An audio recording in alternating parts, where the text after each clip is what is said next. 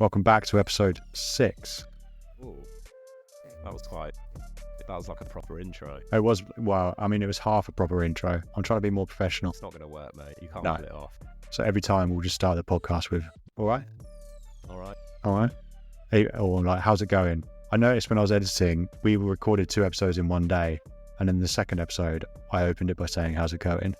But I already knew how it was going because we've been talking for the past 2 hours recording podcast episodes. Yeah, did I not point that out in the episode? Oh, did you? I'm pretty sure I made a joke. I took the piss out of you Oh, for yeah. doing that. Yeah. I hope Fair. I did. If not, I let myself down. Okay, well, maybe. That was a while ago for us, but for some of our listeners, they may have only recently listened to episode 2. So Yeah. it might be fresh in their memory. So that, yeah, you might know if you're listening whether I took the piss out of Jamie or not. I hope You'll I know did. send better emails better than we do. Yeah, that's not hard, is it? No. We've just recorded the trailer as well, which is a Yeah. bit cringe. I hate doing scripted stuff. Yeah, as you can tell, this is not a scripted podcast, so having No. to read from something was challenging for both of us, but I think we did all right. Luckily, it was only 2 lines each. Yeah, but take a look at the trailer if you haven't already, and feel free to troll me in the comments based on my scripted delivery. I think you did a fine job. Thanks, mate. Thanks. For someone that Um, can't read, you did really well. Thanks. I'm actually super hungry. It's just before lunch as well, and I'm just trying to do this like health kick just before, because I've spent Christmas and New Year's in Thailand, which I keep telling everyone. It's almost like when you went traveling around Southeast Asia for 6 months, 2 weeks after starting an agency with me. Yeah. And then the following 6 months, you just wouldn't stop talking about Southeast Asia and traveling around it. Like You've got to talk about it, and not only that, but you've got to wear things that prompt conversation about your trip as well. So like bracelets, maybe an Asian beer t-shirt. Yeah. You've got to wear things that people go, oh, is that a Thai beer? And then you go, oh yeah. It's funny you mentioned Thailand because I went. Yeah. I'm just glad you took that braid out of your hair. Yeah. After just a few weeks in coming back. It wasn't my head hair either. No. Anyway, yeah, Yes. I'm also hungry. Are you fasting or are you just... No, I'm not fasting. I'm just always hungry. Okay, fair. Yeah. So the first week I got back, which was last week, I was doing this thing where I thought I needed to detox because I just ate and drank everything in Asia, in Thailand. And so I was having these smoothies, and it was like ginger, coriander, spinach, lime, banana, apple. Oh, so many superfoods. I know. I've actually stopped those now because they're super high calorie. It's like 300 calories for a smoothie. Oh, It's really? like no one told me. This is how they get you, man. I know.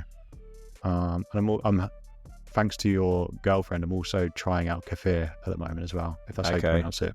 Good for your gut. Yeah. I don't know if it's low calorie, but it's doing some good stuff, apparently. Nah, it's not that bad. I'm just 100 mil, 150 mil Okay. necking that. I'm just trusting that it's doing something in my gut. Yeah, yeah. Well, there should be evidence of good gut health, without means to get too crude. You Well- should be able to tell whether it's making a difference. Like straight away, or is it something you got to Well, I build don't up know with? it depends on your body's timeline, I guess. Its Yeah. processing speed. If it's there's anything on any- my internet, it will take quite a while. Yeah. If there's any kefir live cultures, fermented food experts out there that can shed some light on this, that'd be great.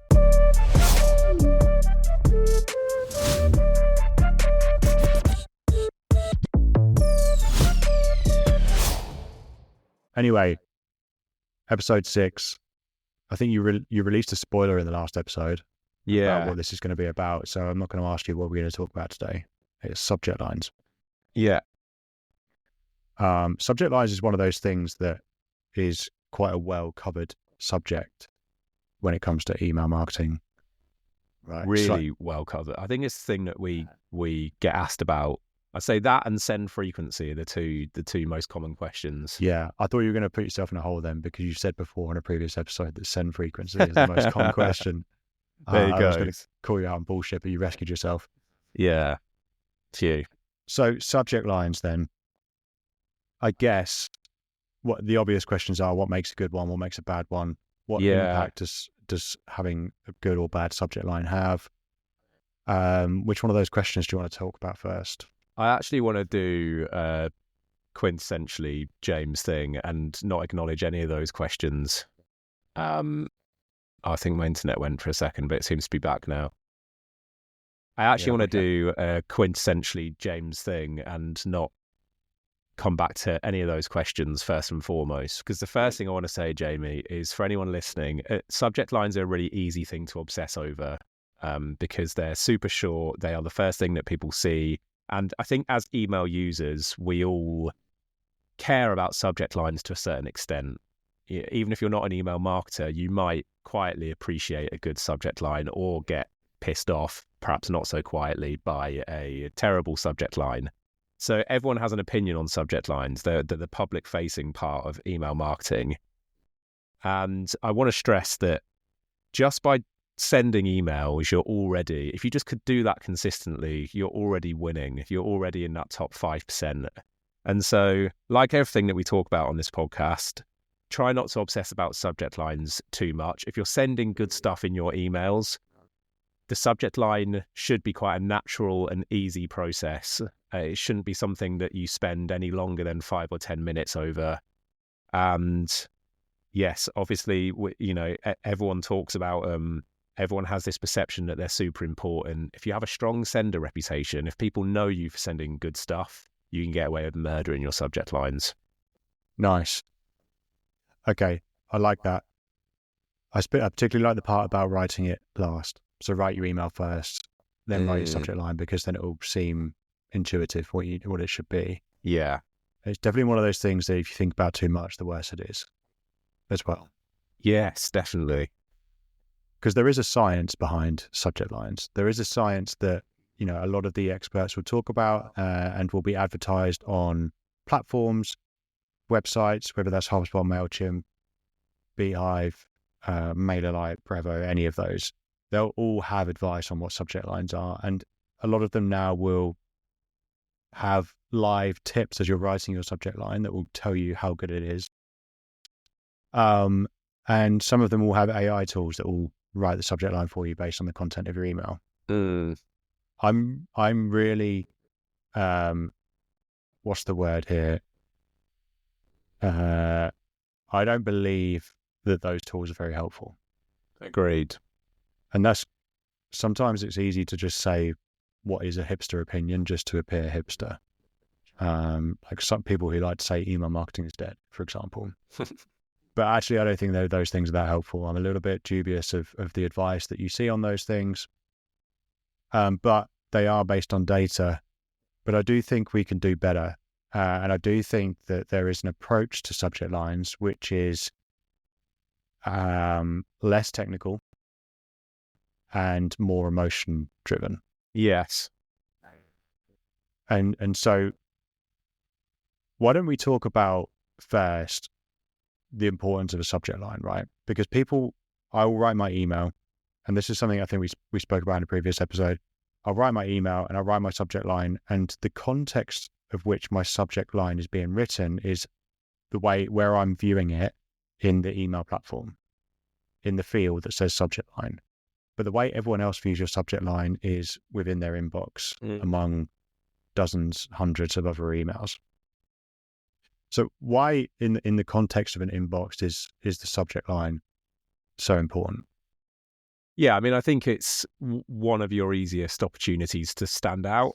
And I think particularly it's good and important for those recipients who don't open every email from you.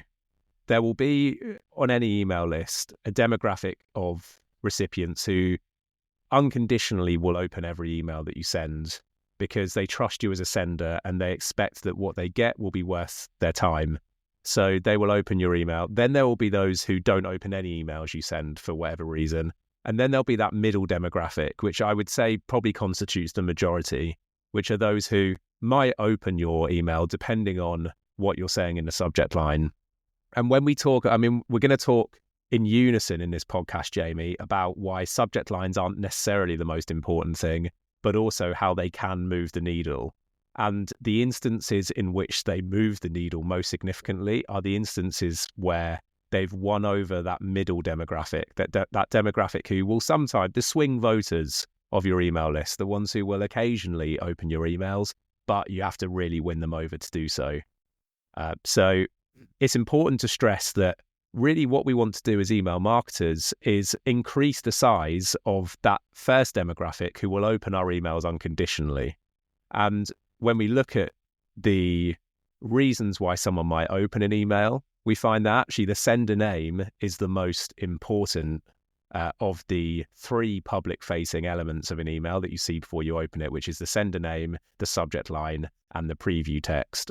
The preview text is the least important, and the subject line is in the middle of those two as far as importance goes. So if you have that strong reputation, if people know what they're going to expect, then it doesn't really matter what your subject line's saying. If you can increase the size of that demographic of people who really want to open your emails regardless, you can leave the subject line blank and you're still going to get those opens. So in an ideal world, 100% of our list fall into that category. Of course, that's never going to be the case. So then the question becomes, well, how do we win over that middle demographic, the ones that maybe will or maybe won't? And that's where the subject line really comes into its own. Okay, nice. So if we're thinking about subject lines, because often the metric that gets tied to a good subject line is a high open rate. Yeah. And so you said there's a few other things that are perhaps, well, there's one thing that's more important than the subject line, and that's the from name. Yeah. And it's probably worth stressing that if you want to positively impact your opens on a consistent long-term basis, that the reputation for sending good emails is more important than anything gimmicky like a good subject line. Yeah. Right. So, that a subject line is one lever that you can pull. And obviously it's incredibly short-term because writing a good subject line will help impact one campaign. And then you have to come up with a good subject line for every single campaign for that to be something that's consistent, and that can be tricky. But it's much better to work on more fundamental things if you want to impact your open rate in a positive way. That's a subject that again deserves its own episode and might have its own episode. I think we even talked about open rates in a previous episode. I think in one of the episodes. So if you want to see more about or listen more about open rates, go back to that. I said that the advice that we see from mainstream email marketing services, platforms, etc., the advice that we get about subject lines, I don't believe in. I just want to expand on that a little bit because we need to think about the subject line, like I said, in the context of the inbox view. And sometimes the best performing subject lines are those that go against best practice. And you alluded to an example there. You could leave the subject line blank, right? As if you had a high percentage of your list that would just open your emails no matter what, because they trust you and they believe that the content's always good. So doing something a little bit different sometimes is better, because if everyone is following the kind of prescribed advice, then no one is different. Yeah. And so if we think about that a little bit, we want to be different, but we also need to pull on some psychological triggers as well. And there's some copywriting basics here, which is, attention, intrigue, desire, and I can't remember the other ones. But there are some psychological triggers that we want to pull here. So if we're trying to be different, we also want to think about how we can grab attention and generate enough kind of curiosity and intrigue to get people to open the email as well. Yeah, agreed. And, I think what you've touched on there is probably the biggest takeaway of this episode. I know it's last episode we didn't do our hot takes at the end, James. I don't know whether you've abandoned that format or not. That format is still live and kicking. I've just completely forgot. To be fair, what hot takes can one say about first-party data? Maybe subject lines are a bit more conducive to a hot take, but yeah, I think without meaning to give too much away, I think probably the biggest takeaway here is that variety is the spice of life when it comes to subject lines. And so, as you say, we can reject all convention and all conventional wisdom when it comes to how our subject lines ought to read, what sort of elements we might want to include, the length of them. All of those things can be chucked in the bin so long as we have variety. And I think you're absolutely right to say that. And that is variety both in terms of the context of the inbox, i.e. does our subject line look different to everyone else's subject lines? If we're sending emails around Christmas, maybe we don't use a snowman emoji, maybe we use a palm tree emoji. And what impact might that have? Because everyone else is using snowman emojis, we're suddenly going to stick out in the inbox. But it's also variety with the other subject lines we send. And I would say this is less important because there is a false belief that people sort of track these things. Recipients notice whether you're using emojis in some subject lines and not others. But I still think, for example, 1 week sending a subject line that is composed of one word and the other including a whole sentence will move the needle for you. If you send a long sentence every week, it's not going to move the needle. So for the sake of your own metrics, including variety is really, really important. But Jamie, there are objective things that we've learned through sending that, and I do feel as though people listening to this don't necessarily want to just hear these sort of fundamental truths. They want to know, okay, how many emojis can I include in my subject line though? And they want to know, do capital letters work, and those sorts of things. And so we can delve into that too if you think now is a good time to do so. Yeah, let's do that. I mean, let's do, maybe we could do like myth busting stroke myth verification segment here, where it's things that is the advice that is normally given, and whether we believe that it's good or not. I mean, I guess the first one is emojis and subject lines. Are they a good thing? Are they a bad thing? Can they be both good and bad? Yes. So everything said here is very brand dependent, and let it be known that if you're not the sort of brand that would ever include an emoji, maybe you ought to be, and maybe that's a brand question, but be consistent with who you are, but also don't be afraid to sort of push the envelope a little bit when it comes to what's considered normal for your brand. Email is unique in that you are not necessarily projecting this to the public. You have a list that's opted into hear from you, and therefore that affords different brand guidelines perhaps. Emojis, yes, using them at the start of your subject line does more often than not lead to a higher open rate. I would limit my emoji use to one at the start and one at the end, or just one at the start. I wouldn't use more than two unless it was for stylistic reasons. I was saying a sentence only through the use of emojis or something. What are your thoughts, Jamie? Yeah, I tend to agree with that. I think that there is such thing as too much of a good thing can be bad when it comes to emojis. However, we did say if you want to do something different, if you want to do something different, then maybe that does mean putting loads of emojis in because no one else is doing that.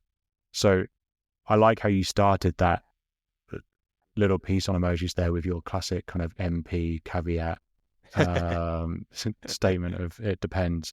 Yeah. But there are, for me, emojis, yes, they're a good thing. But again, variety is good as well, right? So I think it's just being a bit more clever about your subject lines and stuff. Okay, another one is, I think the recommended length for a subject line is somewhere between 6 and 8 words or something, right? Yeah, about 35 to 50 characters. What do you think to that?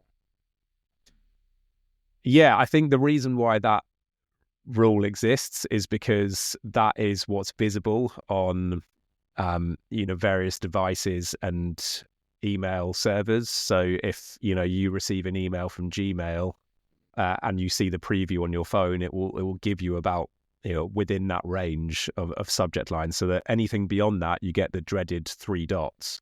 Yeah, obviously on a desktop format you can see more of the subject line, but the guidance is, okay, stick within that, because otherwise you're risking the possibility of your subject line not being seen. I actually think that in and of itself can be used as a tool. And Jamie, you mentioned creating intrigue. Well, that 3 dots is sort of the intrigue punctuation, isn't it? And so if you are if the first 50 characters is tantalizing enough, then actually that cutoff might serve you rather than punish you. Yeah. Again, I come back to variety here. If we want to be frame breaking, if we want to jolt people into noticing us, that might mean a much shorter subject line, or it might mean a almost comically elaborative subject line. And both of those will help to distinguish you in the inbox, which is never a bad thing. Agreed. Whilst you were talking there, I opened my phone to look at an email that I had. And my Gmail app has given me, it says I've got 2 emails. One of them has an emoji, and that emoji is delivered into my notifications thing on my phone, right? So that's nice. But one of them has 1, 2, 3, 4, 5, 6 words, and most of those words are quite short. And the other one has 1, 2, 3 words in. Interestingly, the one with 3 words only fits in 3 words because the from name is much longer than the other one. And the from name is taking up space there. So, but when it comes to length for me of subject line, I think that recommendation of 6 to 8 words or 35 to 50 characters, for me, that's a maximum, and that no one should ever feel like they have to fill that maximum. Absolutely. I think that would be my takeaway from that on subject line length. Yeah, that's nice. Like most areas of copywriting, if you can say it faster, then do. Yeah. I'd had an idea for an episode. Maybe one of the next ones will be newsletter length that we can talk about. Nice. Okay, so what's another kind of thing about subject lines? You said about capital letters there, or capitalizing words. Yeah, capitalizing the whole subject line. What is your thinking around that? Yeah, it works. Again, it's another capitalizing some words can also really help. I think this is actually more brand dependent than emojis. There are very few brands that I think should completely steer clear of emojis, because emojis are sort of a language in and of themselves. Capitalized words, however, is a little bit more cringe in my opinion. I think it's a little bit more bold, and it can sound off-brand if you're all of a sudden like sale now on all in capital letters. That can be jarring if you're a luxury brand, for example. So yeah, but capitalizing words, again, scientifically there is evidence to suggest that capitalizing words, again, towards the start of the subject line rather than the end, can move the needle. Yeah. Do you want me to continue with other things that might? So I think for my, just quickly on that capital thing, I think we do have to be careful there whether by capitalizing certain words, one, it can send signals that it's a spam message. So, using words like free or sale and capitalizing those can just identify it from a email platform point of view as spam, but also in the mind of the receiver. So I think if we're going to capitalize words, it needs to be the right words as well. Yeah. I think is the one thing that I would say. Definitely, that's a great point. And it's worth remembering that, whenever we are conducting experiments, we're always wanting to give it plenty of time. So it might be, for example, that you listen to this podcast and you think, the next subject line I write, I'm going to capitalize the first or second word. And you do that, and you do see an uptick in open rates, and you're like, oh my God, this is brilliant. I should be doing this every subject line. The problem, of course, then comes back to variety. Perhaps the reason why you saw that initial increase is because you don't usually do that. And so whenever we test at the Inbox Club, we always have that in mind. We can't just use a one email sample size here. We have to run this for a while and do this now and again when we feel it's necessary or when it suits the subject line. And we build a tapestry of results off the back of that.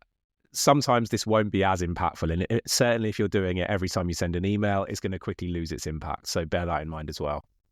Yeah, perfect. And there are other variables as well that you need to be careful of as well, right? So if you're going to test something, you've got to make sure, testing is a whole nother episode. Yeah, but if we want to test the subject line, we want to be careful that we're perhaps sending on the same day, same time as well. Yeah. We need to be control the variables, just like GCSE science. when we're testing and doing experiments there.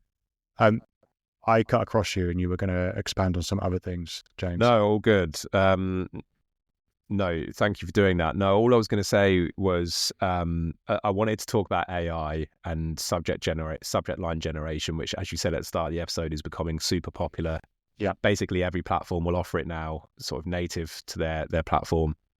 I completely agree that it is not great, and I think that the main reason for that is that obviously generative AI is built to create relatively generic stuff. It's borrowing data that already exists, and so they're boring. I don't think we need to spend too much time on that. What I do want to say, however, is that there is evidence to suggest, and this comes not from us but from a guy called Jay Schwedelson, I think I'm pronouncing his name correctly, who is an email marketing guru, I suppose, for want of a better word.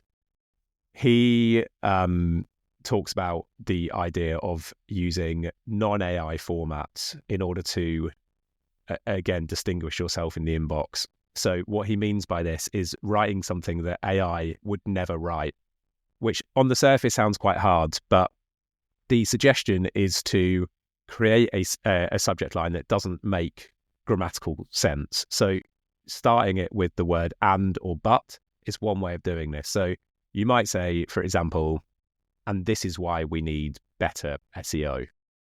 It doesn't make sense as a standalone, but it's still sort of, as a subject line, it still works. Or, but here's the problem with AI, something like that. So starting with but or and, AI would never produce that because it doesn't make sense, but it still makes sense to actual human beings, if that makes sense. Yeah, nice. And all great things start with a but. Hey. I like that. I mean, I was listening to a talk last year at a kind of mini AI conference. Some guy was saying that, there was lots of learnings there about how to use AI. And obviously, that was a year ago. So a lot of the stuff that was spoken about there will perhaps even be irrelevant now because of how fast it's progressing. But one thing this guy was speaking about was talking about why we shouldn't be afraid of AI. And I think what he was speaking about there is similar to what you were just speaking about, which is that humans still have the power of the unpredictable. So so that's something that we need to kind of use, in our subject lines, is that power of the unpredictable. And that's what you were talking about there with that example from the guy's name that I'm not going to try and pronounce live on air. But it's that power of the unpredictable. It's the power of, and we've been pushing ourselves to do that, to be unpredictable and to be different. And before, our competition was other human beings, but now our competition is other human beings and AI, and how we can be unpredictable and different to both of those beings. Called AI a being, is that right? I think that's the way it's going, to be fair. Sorry, go on. Oh, look at that simultaneous Yeah, you're going to hate that in the editing. That's the last thing you want. Yeah, both us doing one at the same time. You just got double Sorry about that. One piece of testing that we've done recently for clients, which I love, and the results, I love it because whenever you do a test, what you're really hoping for is that the results are going to be really obvious and stark, and often you're disappointed because there isn't actually that much difference. In all of the subject line testing we've done using this hypothesis, we've seen big differences. So this is a good one, I think. I think listeners can start to use this tomorrow, and they'll hopefully see an uptick. It's using a statement over a question is significantly better for open rates, which isn't necessarily intuitive, Jamie. I don't know how you feel about that, but I think a lot of people, when they're sitting down to write a subject line, are tempted to write it in the form of a question. So they might say things like, what are the top trends for 2025? ? Or is your marketing ready for this, new update ? Or whatever. Yeah.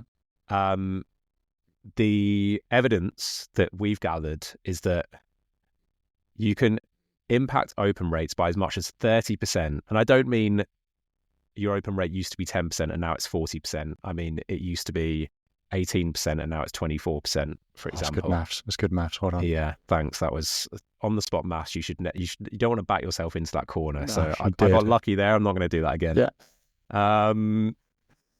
But 30% increase. If you take your question and phrase it as a statement. So rather than saying, what are the top trends for 2025 ? Say instead, here are the top trends 2025. Or rather than saying, are you ready for this new update? Say, here's how to get ready for this new update. And by doing that, full stop at the end if you want, or an emoji, whatever takes your fancy. But by doing that, big increase in open rates. Nice. I like that. That's quite tasty, isn't it? It is. I do like that. Okay, should we do sorry, go on. I was going to say there is one exception, and here's my final my final sort of actionable tip here. Yeah. Comparisons. So comparison statements or questions on subject lines are really good. So these can be phrased as both a statement and a question. But if you're saying something like, how do you match up? Or are you in the 9%? Those are the examples I've got scribbled down here. I didn't come up with those off the top of my head. Okay. People have this real compulsion to open an email that they feel will sort of put them in a minority or that might compare them to others. Or you might say, as a statement, you might say 88% of marketers are doing this. And that sort of intrigue that opens is also proving to be very popular with recipients that we're emailing. Nice. That's tasty. And it's so close to lunch. Juicy. Yeah. You're hungry now? Yeah. If you weren't before, you're hungry now. No, I was hungry before. I'm hungrier now. But now, ravenous. Ravenous, yeah. Absolutely. Okay, should we do hot take quickly? Yeah, sure. Since we forgot in the last episode.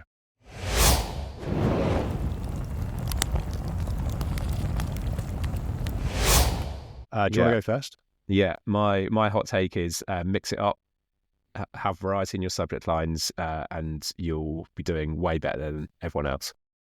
Nice.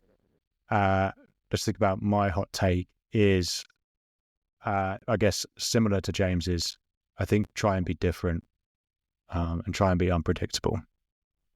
I'm going to keep it short. Okay, you just copied mine, but that's fine. Well, yeah, I mean, yours is variety and mine's different. I guess they're kind of similar. Be unpredictable. Let's say that. Yeah, I like it. Yeah, I like sorry, it. mate. I copied your homework. That's fine. You just opened a thesaurus and looked at variety and then just read What some of else the is words there? underneath. Yeah. Okay, No, cool. that's fine. Well, that's when we're both in sync like that. It really, that really drives home the message. So that's good. If people come away from this thinking I need to really think about this and be a bit different, then we've done our job. Yeah, absolutely. Okay. I like one time we'll do that thing where we said the hot take in unison again. Yeah, I hated that, but You yeah, didn't it was like that, good. did you? I mean, it was good because it worked that time. Yeah, we don't want to push our luck. Yeah, exactly. It's like you in the quick math situation. We don't want to back ourselves into a corner we can't get out of. Yeah, exactly. Okay, nice. All right, what should people look forward to in the next episode? Oh, I'll put you on the spot because you mentioned newsletter length in this episode. Yeah. So I feel like that's my get out of jail free card here, and I'm going to use that. Let's do newsletter length, shall we? Okay, and write a subject line for our next episode on newsletter length. Size doesn't matter, or does it? Okay. Yeah, that's a question. Well, size doesn't matter as a statement, and then in brackets, or does it? I'm combining both. Okay, fine. I'm going to use the comparative one. How do you measure up? Okay. Or, no, that's shit. Does your newsletter measure up? Yeah. Okay. No. Workshop that, mate. Workshop that. It's on the spot subject lines are It's hard, isn't it? similar to the public maps. And we said that you should write the content before you write the subject line. Yeah, maybe exactly. Actually, mine's just a ruler emoji. Tell you what we can do at the end of next podcast, we can then do the subject line. Okay. For the email that we would have written about it. Maybe the hot take in the next episode can be in the subject line form. Yeah, okay, nice. Yeah, or something like that. I don't know. All right, we'll have forgotten that by the time it gets around to recording. But we completely forgot to do the hot take in the last one, so. Exactly. Cool. All right, thanks for listening. All right, mate. Thank you. Cheers, guys. Not you, I saw the listeners. Thanks for joining in, and thanks to the listeners for listening. Yeah, no worries. Cheers. Oh, no, yeah. Bye. Okay, bye.